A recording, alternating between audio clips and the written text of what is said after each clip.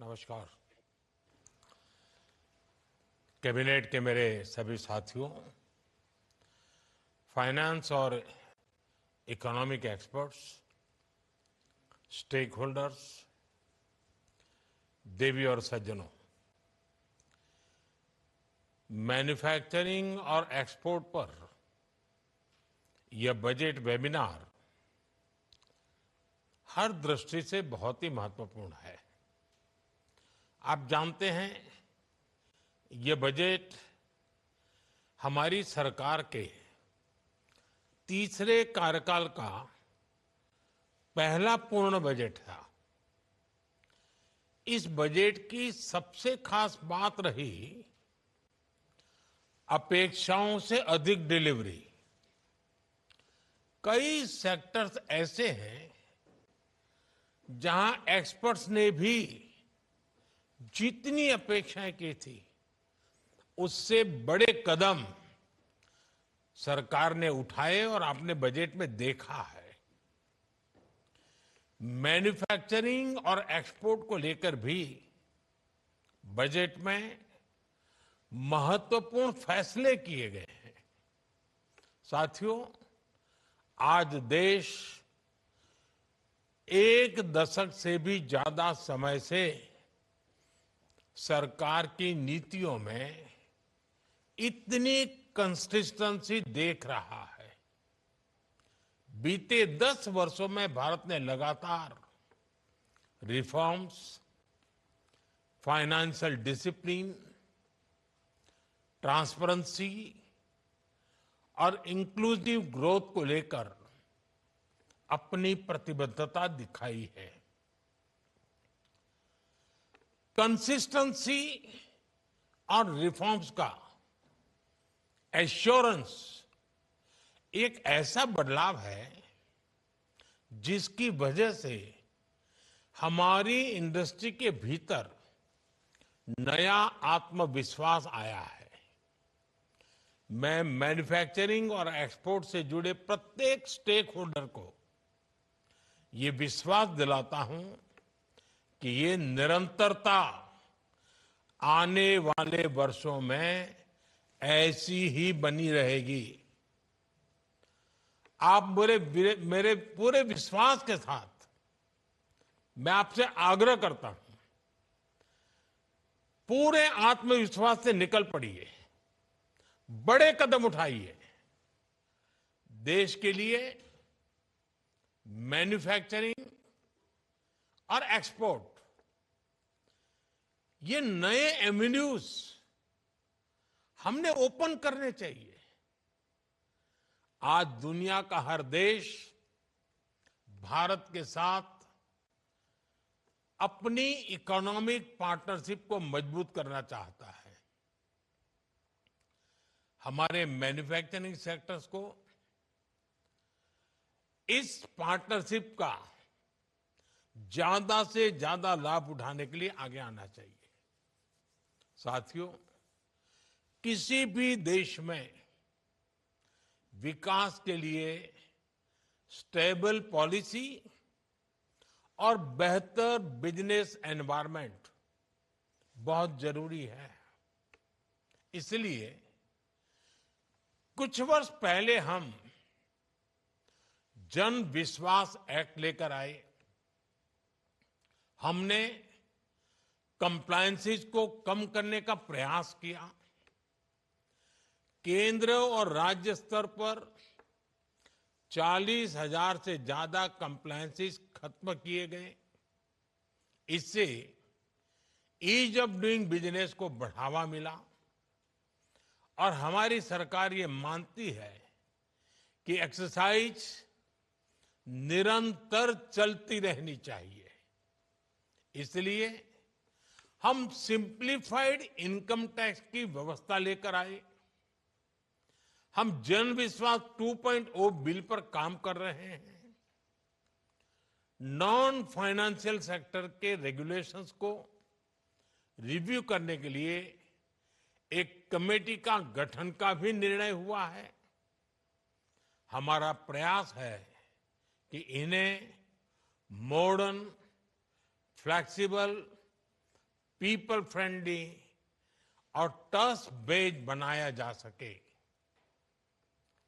इस एक्सरसाइज में इंडस्ट्री की बहुत बड़ी भूमिका है। आप अपने अनुभवों से उन समस्याओं की पहचान कर सकते हैं जिनके समाधान में ज्यादा समय लगता है। आप प्रोसेसेस को और ज्यादा सरल बनाने के सुझाव दे सकते हैं। आप गाइड कर सकते हैं कि कहां पर टेक्नोलॉजी का उपयोग करके हम जल्दी और बेहतर परिणाम हासिल कर सकते हैं। साथियों, आज दुनिया राजनीतिक अनिश्चितता के दौर से गुजर रही है। पूरी दुनिया भारत को एक ग्रोथ सेंटर के तौर पर देख रही है। कोविड संकट के दौरान जब ग्लोबल इकोनॉमी में मंदी आई, तब भारत ने ग्लोबल ग्रोथ को रफ्तार दी। ये ऐसे ही नहीं हो गया। हमने आत्मनिर्भर भारत के विजन को आगे बढ़ाया और रिफॉर्म्स की अपनी गति को और तेज किया। हमारे प्रयासों से इकोनॉमी पर कोविड का प्रभाव कम हुआ। इससे भारत को तेज गति से बढ़ने वाली अर्थव्यवस्था बनाने में मदद मिली। आज भी भारत ग्लोबल इकोनॉमी के लिए एक ग्रोथ इंजन बना हुआ है। यानी भारत मुश्किल से मुश्किल हालातों में अपने रेजिलियंस को साबित कर चुका है। पिछले कुछ वर्षों में हमने देखा है कि जब सप्लाई चेन डिस्टर्ब होती है तो उसका असर पूरी दुनिया की अर्थव्यवस्था पर पड़ता है। दुनिया को आज ऐसे भरोसेमंद पार्टनर की जरूरत है जहां से हाई क्वालिटी प्रोडक्ट्स निकले और सप्लाई रिलायबल हो। हमारा देश ये करने में सक्षम है। आप सब सामर्थ्यवान है। ये हमारे लिए बहुत बड़ा मौका है, बहुत बड़ी अपॉर्चुनिटी है। मैं चाहता हूं विश्व की इन अपेक्षाओं को हमारी इंडस्ट्री एक स्पेक्टेटर की तरह न देखे। हम दर्शक बनकर के नहीं रह सकते हैं। आपको इसमें अपनी भूमिका तलाशनी होगी। अपने लिए अवसरों को आगे बढ़ाकर तराशना होगा। पुराने समय की तुलना में आज ये कहीं आसान है। आज इन अवसरों के लिए देश के पास फ्रेंडली नीतियां हैं। आज सरकार इंडस्ट्री के साथ कंधे से कंधा मिलाकर खड़ी है। एक मजबूत संकल्प, ऑब्जेक्टिविटी के साथ ग्लोबल सप्लाई चेन में अवसर की तलाश, चैलेंज को एक्सेप्ट करना, इस तरह हर इंडस्ट्री एक एक कदम आगे बढ़े तो हम कई मील आगे निकल सकते हैं। साथियों, आज 14 सेक्टर्स को हमारी पीएलआई स्कीम का फायदा मिल रहा है। इस योजना के तहत 750 से ज्यादा यूनिट्स को मंजूरी दी गई है। इससे 1.5 लाख करोड़ रुपए से ज्यादा का इन्वेस्टमेंट आया है। 13 लाख करोड़ रुपए से ज्यादा का प्रोडक्शन हुआ है और 5 लाख करोड़ रुपए से ज्यादा का एक्सपोर्ट हुआ है। ये दिखाता है कि अगर हमारे एंटरप्रेन्योर्स अगर उनको अवसर मिले तो वो हर नए क्षेत्रों में भी आगे बढ़ सकते हैं। मैन्युफैक्चरिंग और एक्सपोर्ट को बढ़ावा देने के लिए हमने 2 मिशन शुरू करने का फैसला किया है। हम बेहतर टेक्नोलॉजी और क्वालिटी प्रोडक्ट्स पर फोकस कर रहे हैं और लागत कम करने के लिए स्किलिंग पर जोर दे रहे हैं। मैं चाहूंगा कि यहां मौजूद सभी स्टेक होल्डर्स ऐसे नए प्रोडक्ट्स की पहचान करें जिनकी वर्ल्ड में डिमांड है, जिनकी मैन्युफैक्चरिंग हम कर सकते हैं। फिर हम उन देशों तक एक स्ट्रेटेजी के साथ आज जाएं जहां एक्सपोर्ट की संभावनाएं हैं। साथियों, भारत की मैन्युफैक्चरिंग यात्रा में R&D का अहम योगदान है। इसे और आगे बढ़ाने और गति देने की आवश्यकता है। R&D के द्वारा हम इनोवेटिव प्रोडक्ट्स पर फोकस कर सकते हैं, साथ ही प्रोडक्ट्स में वैल्यू एडिशन कर सकते हैं। हमारी टॉय, फुटवेयर और लेदर इंडस्ट्री के सामर्थ्य को दुनिया जानती है। हम अपने ट्रेडिशनल क्राफ्ट के साथ मॉडर्न टेक्नोलॉजीज को जोड़कर बड़ी सफलता हासिल कर सकते हैं। इन सेक्टर्स में हम ग्लोबल चैंपियन बन सकते हैं और हमारा एक्सपोर्ट कई गुना बढ़ सकता है। इससे इन लेबर इंटेंस सेक्टर में रोजगार के लाखों अवसर तैयार होंगे और एंटरप्रेन्योरशिप को बढ़ावा मिलेगा। पीएम विश्वकर्मा योजना के द्वारा पारंपरिक हस्तशिल्पियों को एंड टू एंड सपोर्ट मिल रहा है। हमें ऐसे कारीगरों को नए अवसरों से जोड़ने के प्रयास करने होंगे। इन सेक्टर्स में अनेक संभावनाएं छिपी हुई है। उसे विस्तार देने के लिए आप सभी को आगे आना ही चाहिए। साथियों, भारत के मैन्युफैक्चरिंग की, हमारी इंडस्ट्रियल ग्रोथ की बैकबोन हमारे एमएसएमई सेक्टर है। 2020 में हमने एमएसएमई की डेफिनेशन को रिवाइज करने का बड़ा फैसला लिया था। ऐसा 14 साल बाद किया गया। हमारे इस फैसले से एमएसएमई का ये डर खत्म हुआ कि अगर वो आगे बढ़ेंगे तो सरकार से मिलने वाले लाभ बंद हो जाएंगे। आज देश में एमएसएमई की संख्या बढ़कर 6 करोड़ से ज्यादा हो गई है। इससे करोड़ों लोगों को रोजगार के अवसर मिले हैं।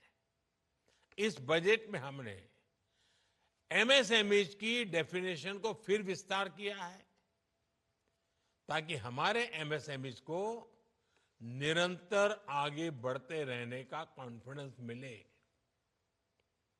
इससे युवाओं के लिए और ज्यादा रोजगार के अवसर तैयार होंगे। हमारे एमएसएमई के सामने सबसे बड़ी समस्या ये थी कि इन्हें लोन आसानी से नहीं मिलता था। 10 वर्ष पहले एमएसएमई को लगभग 12 लाख करोड़ रुपए का लोन मिला था, जो 2.5 गुना बढ़कर लगभग 30 लाख करोड़ रुपए हो चुका है। इस बजट में एमएसएमई के लोन के लिए गारंटी कवर को 2 गुना करके 20 करोड़ रुपए तक किया गया है। वर्किंग कैपिटल की जरूरतों के लिए 5 लाख रुपए की सीमा वाले कस्टमाइज क्रेडिट कार्ड दिए जाएंगे। साथियों, हमने लोन पाने की सुविधा दी, साथ ही एक नए तरह के लोन की व्यवस्था तैयार की।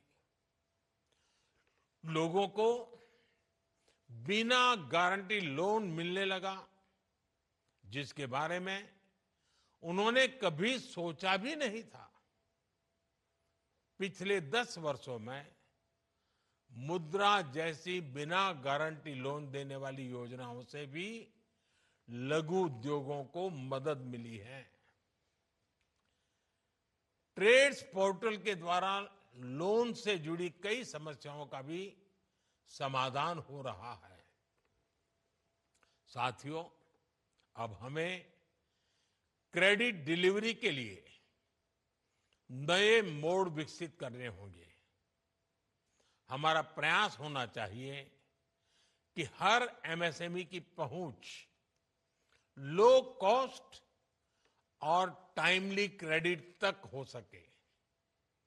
महिला, एससी और एसटी समुदाय के 5 लाख फर्स्ट टाइम एंटरप्रेन्योर्स को 2 करोड़ रुपए को उसका लोन दिया जाएगा। फर्स्ट टाइम एंटरप्रेन्योर्स को सिर्फ क्रेडिट सपोर्ट ही नहीं चाहिए, बल्कि उसे गाइडेंस की भी जरूरत होती है। मैं समझता हूं इंडस्ट्री को ऐसे लोगों की मदद करने के लिए एक मेंटरशिप प्रोग्राम बनाना चाहिए। साथियों, निवेश को बढ़ाने के लिए राज्यों की भूमिका बहुत अहम है। इस वेबिनार में राज्य सरकारों के अधिकारी भी मौजूद है। राज्य ईज ऑफ डूइंग बिजनेस का जितना बढ़ावा देंगे, उतनी ज्यादा संख्या में निवेशक उनके पास आएंगे। इसका सबसे ज्यादा फायदा आपके ही राज्य को होगा। राज्यों के बीच ये कंपटीशन होना चाहिए, कौन इस बजट का ज्यादा से ज्यादा फायदा उठा पाता है। जो राज्य प्रोग्रेसिव पॉलिसीज के साथ आगे आएंगे, कंपनियां उनके यहां निवेश करने पहुंचेगी। साथियों, मुझे विश्वास है कि आप सभी इन विषयों पर गंभीरता से विचार कर रहे होंगे। इस वेबिनार से हमें एक्शनेबल सॉल्यूशंस तय करने हैं। पॉलिसी, स्कीम और गाइडलाइन तैयार करने में आपका सहयोग महत्वपूर्ण है। इससे बजट के बाद इंप्लीमेंटेशन स्ट्रेटेजीज बनाने में मदद मिलेगी। मुझे विश्वास है कि आपका योगदान बहुत उपयोगी सिद्ध होगा। आज दिन भर की चर्चा से जिस मंथन से अमृत निकलेगा, वो जिन सपनों को लेकर के हम जा रहे हैं, उन सपनों को पूरा करने का सामर्थ्य देगा। इसी अपेक्षा के साथ आप सबका बहुत बहुत धन्यवाद।